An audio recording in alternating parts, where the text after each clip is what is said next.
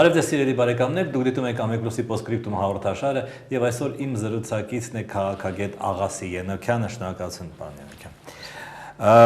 Բնականաբար մենք չենք կարող շրջանցել այն թեման, որը վերջին 10 օրվա ընթացքում շրջանառության մեջ է, ես այսպեսի մի հարց ունեմ ուղիղ, հա, հիմա այս պահից, հա, Բաղրամյան պողոտայում կանգնած է 30-40 հոգի պատերի տակ։ Ոստիկանությունը առանց ինձ թվում է ինչ-որ շատ մեծ բռնություն կիրառելու կարող է նրանց հրավիրել, որ նրանք բարձրանան մայթերը եւ ամբողջ պատմությունը կավարտվի, բայց ոստիկանությունը դա չի անի, ինչու՞, չի անում։ Ես կարծում եմ ոստիկանությունը ունի այն տխուր փորձը, երբ որ առաջին անգամ ցրեցին այս ցույցը ուժով, դա բերեց հակազդեցության, այսինքն շատ ավելի շատացավ այնտեղ գտնվող ուրեմն քաղաքացիների թիվը եւ դրանից միգուցե վերապված միգուցե ցույց տալու համար, որ այս ամեն ինչը արդեն սկսել է ֆարսի վերածվել, հա, երևի այդպեսի մի քանի գործոններ կան, որոնց պատճառով ոստիկանությունը չի գնում այդ քայլին։ Այ կա մարտավարություն, որպես քաղաքագետ կասեք, եթե դու հասել ես որոշակի հանգրվանային կիսահաջողության, այդ հաջողությունը պահել, ուռճացնել, ներկայացնել որպես հաղթանակ եւ հետո շարունակել ճնշումը, կամ ասել չէ, սա մեզ ձեռ չի տալիս, ինչպես որ եղավ, եւ ասել չէ, մենք մինչեւ վերջնական հաղթանակ, որ մարտավարությունն է ճիշտ տվյալ դեպքում եւ ընդհանրապես։ Ես կարծում եմ պետք է ուժերը հաշվել։ Պետք է հաշվել, տեսնել, թե ինչքան ռեսուրս ունես, ինչքան կարող ես դու դիմանալ, ինչքան կարող ես ավելացնել քո ռեսուրսները, այսինքն ճնշման այդ ձևը, հա, այս ամբողջական ձևը, ինչքանով ես, ինչ հնարավորություններ ունես։ Եթե դու չունես ուրեմն նման հնարավորություններ, բնական է, որ եթե հասել ես ինչ-որ մի միջանկյալ հաջողության, պետք է այդ հաջողությունը ներկայացնել որպես զորագույն հաղթանակ եւ դրանից հետո անցնել արդեն աշխատանքի այլ ձևերի։ Նո, ես կարծում եմ, այստեղ հիմնական խնդիրը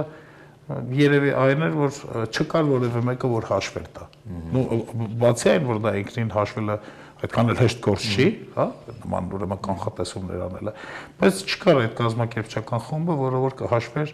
եւ կորոշեր, թե որն է ավելի ձեռնտու տվյալ պահին այդ միտինգավորներին։ Գիտեք, ինչ են ասվում այդ երիտասարդները, հա, երբ որ այդ հարցն է ստալի, որ ինչ որ մեկը պետք է իր վրա պատասխանատվություն վերցնի կամ չգիտեմ հաշվի եւ այլն, նրանք ասում են, այ հենց որ մեկը պատասխանատվություն վերցնի, նրան կամ խաբում են, կամ կաշառում են, կամ չգիտեմ ձերբակալում են, ինչպես որ եղավ այն երկու երիտասարդների հետ եւ ամեն ինչ կոտրվում է։ Դրա համար մենք ապակենտրոնացված կառույցով ավելի շատ ենք կարողանում այս ցույցը պահպանել։ Ճիշտ է թե սխալ է։ Այդտեղ կա իհարկե դրական պահը, որ որևէ մեկը չի կոորդինացնում այս ամեն ինչը եւ այդ պատճառով դժվար է, հա, գլուխը կտրելով օրգանիզմը վերացնել, բայց կա նաեւ հակառակը։ Եթե չկա կազմակերպիչ, այդ դեպքում դժվար է ընդհանրապես կազմակերպելը։ Ավելին, մենք չգիտեմ, ասում ենք իշխանությունները կկաշառեն այս կանոնեն կանեն, բայց իշխանությունների այդ բանակցողներ չկան, որովհետև այն ով որ գնաց բանակցելու, նրան կկոչեն դավաճան, հա, կասեն լեգիտիմ չի լինի, լեգիտիմ մարդիկ չկան, որոնք որ կարող են խմբի անունից հանդես գալ։ Եվ ի վերջո գիտեք, եթե ասում են, որ լավ է, որ ոչ ոք պատասխանատվություն չի վերցնում, չեմ կարծում։ Այսինքն, եթե կոպիտ մեթոդներ են կիրառում, եթե ջարդում են, եթե ձերբակալում են, ուրեմն ոչ ոք դրա համար պատասխանատու չի, չեմ կարծում, թե դա ճիշտ մեթոդ է։ 88 թվականի հետ են զուգահեռներ անցկացնում, բայց ես այսօր գրեցի դրա մասին, 88 թվականին ուրեմն Ղարաբաղ կոմիտեի անդամների երկու սեռնագիտությունների դոկտորներ էին, մնացածը գրեթե բոլորը գիտությունների թեկնածուներ եւ նրանց ակադեմիկոս եւ մեկ ակադեմիկոս։ Իսկ այս երիտասարդները ոչ միայն պարզ չի թե ովքեր են նրանք, այսինքն հանրությանը գոնե ինչ որ շրջանակներին, հա, ասենք, չգիտեմ, Վազգեն Մանուկյանը կամ Բաբկեն Արաքցյանը գոնե համասարանում կհաստատեք հայտնի մարդիկ են։ Ինչ որ շրջանակներում հայտնի մարդիկ, դա լավ է թե վատ։ Չգիտեմ, ինձ թվում է լավ չի։ Ինձ թվում է լավ չի, որովհետև մարդիկ են, որոնց որ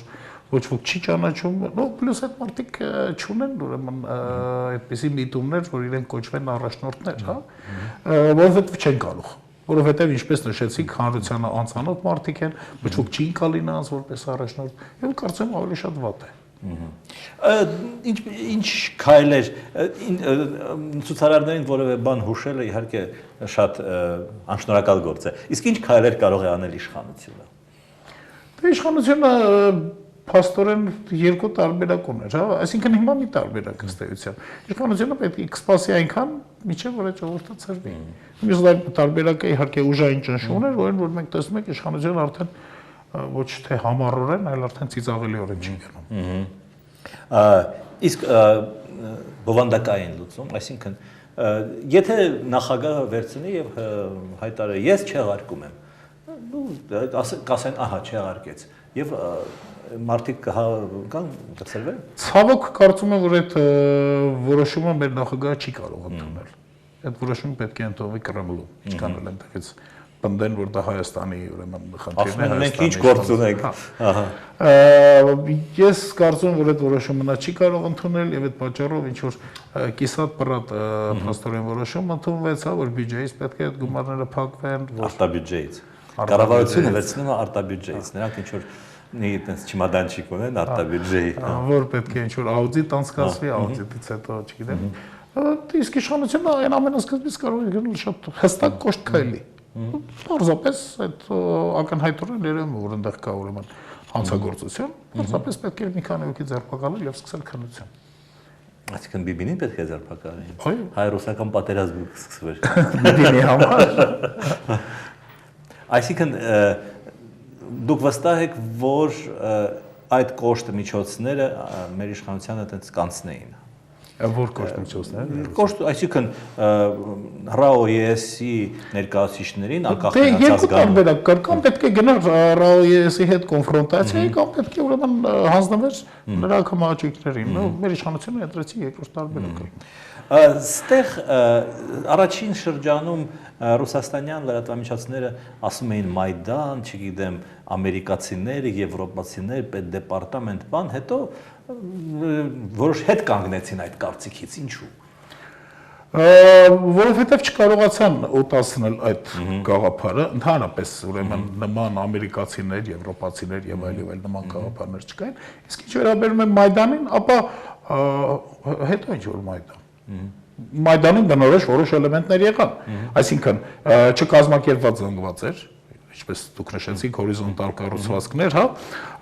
երկրորդը ուրեմն եղավ առաջի բռնությունը, դրանից հետո զանգվածը շատացավ եւ վերջ, այսինքն հաջորդ քայլը Մայդանում որն էր, որ քաղաքական կուսակցությունները վերցրեցին այդ ամեն ինչ իրենց պատրոնաժի տակ, չէ՞, այստեղ ուրեմն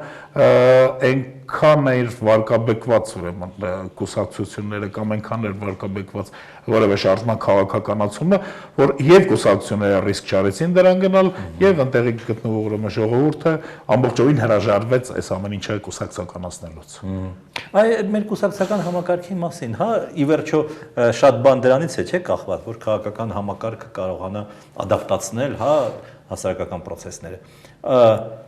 90-ական թվականներին, չգիտեմ, դաշնակցություն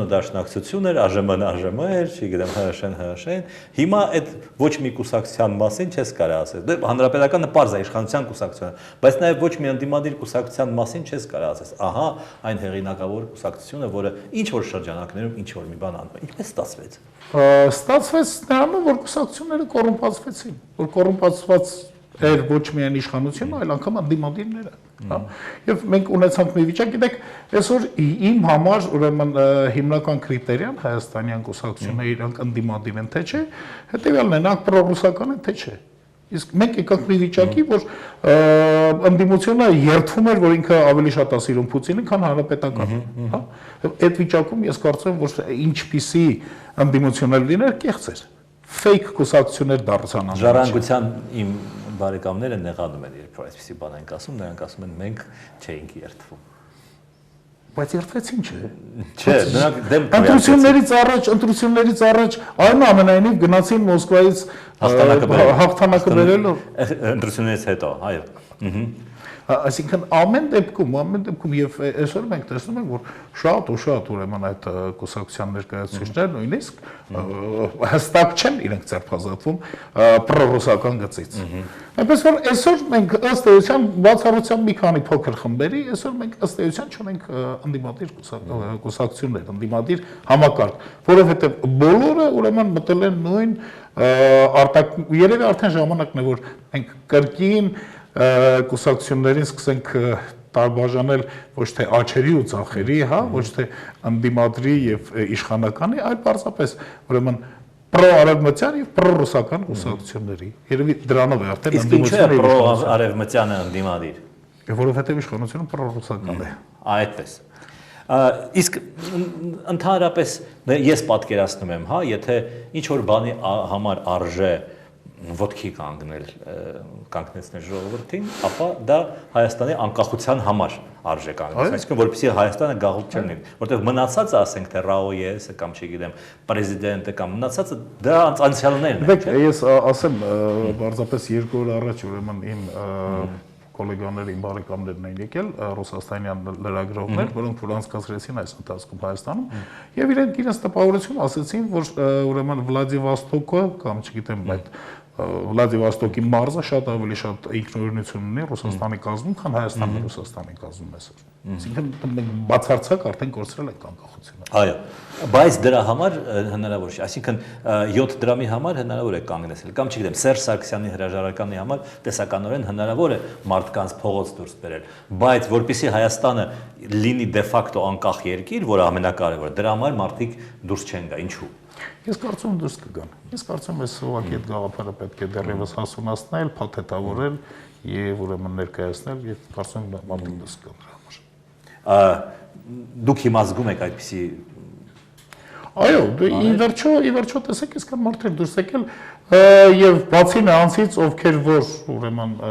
չգիտեմ, զսպում էին այդ զանգվածներին, այնտեղ եփվում էր այդ գաղափարը։ Այնտեղ ակնհայտորեն մարդիկ հասկանում են, որ այս ամեն ինչի մեղավորը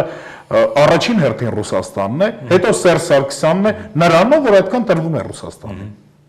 Այսինքն մարդկանց մեջ կար այդ զգացումը։ Սա ուղղակի փաթեթավորման հարց է։ Դե ասենք Հնդկաստանում, հա, այդպիսի այդ շարժումը տևեց մի քանի տասնամյակ, հա։ Մեզ մոտ նույնպես պետք է այդքան։ Ես կարծում եմ Ռուսաստանը այդքան չի դիմանա։ Ընդ որում Հնդկաստանում ավարտվեց նրանով, որ անգլիացիները դուրս եկան Հնդկաստանից իրանց երեսը փրկելով, այսինքն հիմա անգլիացիների նկատմամբ Հնդկաստանում բան չկա, ընդհակառակը պետական լեզուն է անգլերենը, հա։ Այս հանգուցալուծումը հնարավոր է մեզանում։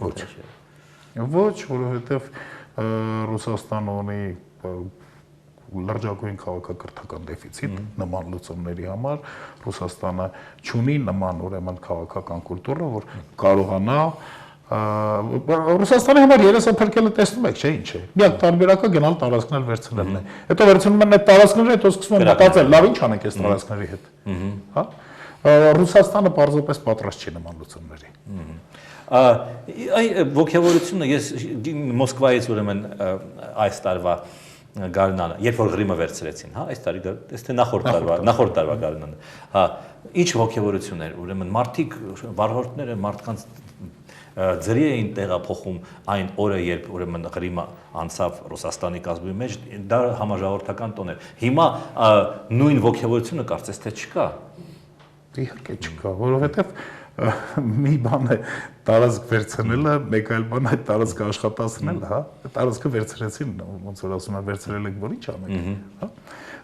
Իդեպ այս առումով անգլիացիները հետարքիր են, որովհետև անգլիական այդ գաղութատիրական կուլտուրայում կա, հա, ուրեմն հենց տարածքի կառավարումը, տարածքի, չգիտեմ, տարածքի հետ աշխատելը։ Բայց նրանք էլ են կոտորում տեղացիներին, չէ՞։ Չէ, կոտորում են, բայց նաև համակարգ է ստեղծում։ Նաև համակարգ է ստեղծում։ Հիմա այստեղ ոչինչ չեն կարողանում ստեղծել։ Նո, դեռ Ղրիմը չգիտեմ, բայց ասենք այս Լուգանսկ Դոնեցկում իհարկե բացարձակ որևէ կառուցվածք չեն կարողանում ստեղծել։ Տեսնում եք, վրա փոխվում են ղեկավարները, հա, անընդհատ իրար մեջ դավաճաններ են ման գալիս, որովհետև չկա նման մշակույթ։ Ընդհանրապես Ռուսաստանը ճգնաժամի մեջ է, հա, այս ճգնաժամի պայմաններում մենք մտանք ԵՏՄ-ի մեջ եւ ասվեց, որ հիմա 250 միլիոնանոց շուկան մեր գրպանում կլինի, հիմա ամեն ինչ կզարգանա, բայց ճիշտ հակառակը տեղի ունեցավ, այս տարվա սկզբից մեր արտահանումը շատ խիստ նվազեց։ Դուք սպասում եք դա թե չէ։ Այո, որովհետև Ռուսաստանը ճգնաժամի մեջ է, մեր առաջ, ես չգիտեմ, առաջ ով ասեց, որ առաջ փակել է 250 միլիոնանոց շուկան, հա, բայց հիմա այդ 250 միլիոնանոց շուկան ճգնաժամի մեջ է, փող չունի։